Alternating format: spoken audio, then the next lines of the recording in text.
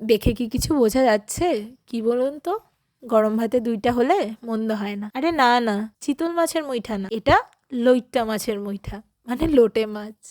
Hello everyone, everyday unfiltered চ্যানেলে আরও একটি নতুন ভিডিওতে আপনাদের সবাইকে জানাই স্বাগত। চলো দিদিভাই, রেসিপিটা তাহলে শুরু করা যাক। আজকের রেসিপি লোটে মাছের ঝুড়ো। লোটে বা লইটা, এই মাছটার সাথে আপনাদের কাদের কেমন পরিচিতি আছে জানি না। আমি ছোটবেলা থেকেই মাছটা খেয়েছি, যদিও মাছটার গন্ধটা ঠিক যতটাই বাজে, এমনকি ভাজার সময় একটা বিচ্ছিরি গন্ধ বেরোয়, রান্না করার পর ততটাই খেতে স্বাদ হয়। মাছটা রান্না করার জন্য সবার প্রথমেই মাছগুলোকে ভালো করে ধুয়ে নিয়ে কড়াইয়ে তেল গরম করতে দিয়ে দিয়েছি। এদিকে তেল গরম হওয়ার পর মাছগুলো এক এক করে কড়াইতে ছেড়ে দেবো ভাজার জন্য। লোটে মাছ কিন্তু ভীষণ নরম মাছ, এটা ভাজতে গেলে ভেঙে তো ঝুড়ো হয়েই যায়, আবার কড়াইতে লেগেও ধরে। সেই ক্ষেত্রে একটা কথা মাথায় রাখতে হবে, তেলটা ভালোভাবে গরম হওয়ার পর মাছগুলো দিতে হবে, আর চেষ্টা করতে হবে একটু তেল বেশি দিয়েই মাছটা ভাজার, নাহলে কিন্তু কড়াইতে একদম চিপকে যাবে। ওদিকে মাছটা ভাজা হতে হতে আমি একটা মশলা বানিয়ে নিচ্ছি মাছের জন্য। তার জন্য দিয়ে দেবো আদা, পেঁয়াজ, টমেটো, কাঁচা লঙ্কা আর রসুন।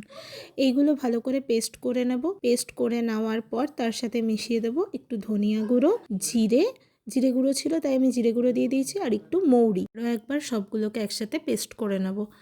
ওদিকে মাছটা উল্টানোর সময় হয়ে গেছে। মাছটা উল্টানোর সময় কিন্তু একটু সাবধানে আস্তে আস্তে কড়াই থেকে উল্টাতে হবে। যদিও এই মাছ একদম ঝুড়োই হয়ে যায়, তাও একটু সাবধানে করতে হবে। এদিকে মাছটা উল্টে নিয়ে আবার মাছটাকে ভাজার জন্য দিয়ে দেবো উল্টো পিঠটা, আর কড়াইতে দিয়ে দেবো শুকনো লঙ্কা আর জিরে ফোড়ন, আর সাথে দিয়ে দেবো বেশ খানিকটা রসুন কুচি, পেঁয়াজ কুচি আর টমেটো কুচি। একসাথে এইগুলো মাছটার সাথে ভাজা হতে থাকবে। এই সময় আবার 1 চামচ হলুদ, 1 চামচ লঙ্কা গুঁড়ো আর একটু নুনও পরিমাণ মতন মিশিয়ে নেব। মিশিয়ে তারপর খুন্তি দিয়ে আলতো হাতে কড়াইয়ের মধ্যে সমস্ত কিছু নাড়াচাড়া করে নেব। এইভাবে কন্টিনিউ খুন্তি দিয়ে নাড়াচাড়া করতে হবে। গ্যাসের ফ্লেমটা যেহেতু হাই থাকে, এই মাছ খুব একটা গ্যাসের ফ্লেম লো করে রান্না হয় না। যদিও মাছটা নরম ভেঙে যায়, তবুও গ্যাসের ফ্লেমটাকে সবসময় হাই রেখেই এই মাছটাকে নাড়াচাড়া করে রান্না করতে হয়। মাছটা রান্না করতে কিন্তু অনেকটাই সময় লাগে। মাছের ভেতরে যতটা জল থাকে, মশলার জলগুলো সমস্তটা সোক করার পর যখন মাছটা ড্রাই হয়ে ঝুড়ো হয়, তখনই মাছের রান্নাটা কমপ্লিট হয়। ব্যাস, অনেকক্ষণ নাড়াচাড়া করে নিয়েছি। এবার মাছগুলোকে কড়াই একটু সাইড করে মাঝে যে তেলটা বেরিয়ে এলো তার মধ্যে আগে থেকে করে রাখা পেস্টটা মিশিয়ে দেবো। মিশিয়ে দিয়ে আবারও মশলাগুলোকে মাছের সাথে বেশ ভালো করে নাড়িয়ে চাড়িয়ে মিশিয়ে নেব। এইভাবে কন্টিনিউ 6 থেকে 7 মিনিট গ্যাসের ফ্লেম হাই রেখে মাছটাকে একটু বাদে বাদে নেড়ে চেড়ে শুকিয়ে নিতে হবে। তারপর একটু গরম মশলা দিতে হবে। এখানে আমি গরম মশলার মধ্যে একটা এলাচ আর একটু দারচিনি বেটে দিয়েছি, আর অ্যাড করে নেব বেশ খানিকটা ধনেপাতা কুচি, আর কিছুটা রেখে দিলাম একদম লাস্টে দেবো বলে। দিয়ে আবারও সমস্ত কিছু খুন্তি দিয়ে ভালো করে মেশাতে হবে। দেখুন কড়াইয়ের তলার দিকে কিন্তু হালকা ধরে যাচ্ছে, এতে অসুবিধা নেই, পোড়া গন্ধ একদমই আসবে না। কিন্তু তবুও এই মাছটা কিন্তু হাই ফ্লেমেই করতে হবে, যতই ধরে যাক।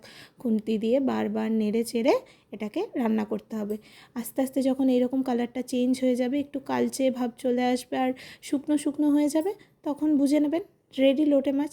তারপর গ্যাসের ফ্লেম একদম লো রেখে ওপর থেকে কাঁচা সর্ষের তেল দিয়ে একটু নাড়াচাড়া করার পর ছড়িয়ে দিতে হবে ধনেপাতা। ব্যাস, রেডি লোটে মাছ। গরম গরম ধোয়া ওঠা ভাতের সাথে এই লোটে মাছের ঝুড়ো যে খেতে কী অসাধারণ লাগে, সেটা যারা খেয়েছে তারা জানে।